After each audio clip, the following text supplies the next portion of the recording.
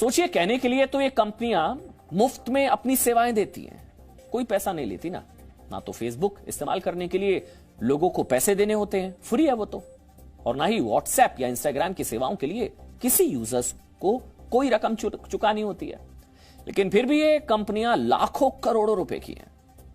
Facebook company की net worth $280 billion, मतलब 21 लाख करोड़ रुपए।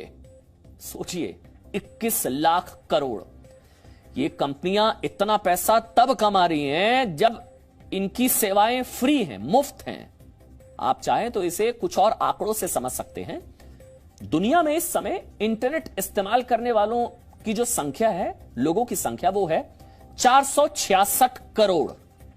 और इन 466 करोड़ लोगों पर मुट्ठी भर टेक्नोलॉजी कंपनियों का व्यापार टिका हुआ है। इस समय दुनिया की 5 बड़ी टेक्नोलॉजी कंपनियां हैं: फेसबुक, अमेज़न, एप्पल, माइक्रोसॉफ्ट और गूगल। इन 5 कंपनियों की नेटवर्थ जानते हैं आप? 460 लाख करोड़। 460 लाख करोड़। दुनिया में कुल देश हैं 195, जिनमें से 143 देशों की कुल जीडीपी भी इन 5 कंपनियों से कम है। जापान जैसे समृद्ध देश की जीडीपी सिर्फ 371 लाख करोड़ रुपए है, और भारत की जीडीपी इन कंपनियों की नेटवर्थ के मुकाबले काफी कम है। अगर सिर्फ भारत की बात करें तो वर्ष 2020 में लोगों ने अपने स्मार्टफोन पर हर दिन 4.5 घंटे से ज्यादा का समय बिताया। हर दिन 4.5 घंटे से ज्यादा का समय बिताया, जबकि वर्ष 2019 में यह समय सिर्फ 3 घंटे था। इसका मतलब यह कि पिछले एक वर्ष में आपने 68 दिन अपने स्मार्टफोन को दिए हैं, 68 डेज। यही नहीं, भारत में ऐप डाउनलोड भी पिछले वर्ष के मुकाबले 30% ज्यादा किए गए हैं। ऐप डाउनलोड के मामले में पूरी दुनिया में भारत दूसरे स्थान पर है और चीन पहले नंबर पर। व्हाट्सएप और फेसबुक भारत में सबसे ज्यादा इस्तेमाल होने वाले ऐप्स में पहले और दूसरे नंबर पर है।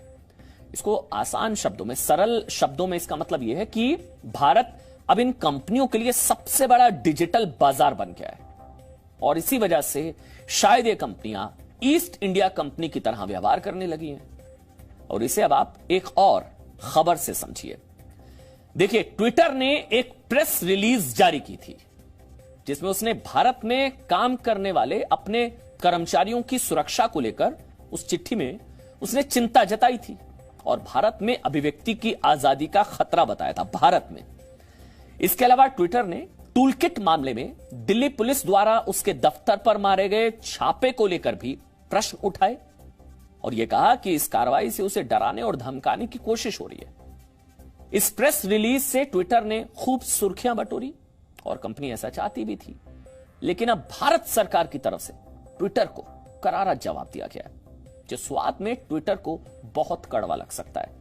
हम सरल शब्दों में सरकार के इस जवाब को 10 पॉइंट्स में आपके लिए डिकोड करने जा रहे हैं। पहला पॉइंट, ट्विटर ने भारत में अभिव्यक्ति की आजादी को संकट में बताया था, और अब सरकार ने कहा है कि मुनाफे के लिए बनाई गई एक विदेशी कंपनी को भारत को यह सिखाने की जरूरत नहीं है कि अभिव्यक्ति की आजादी को कैसे सुरक्षित रखना है।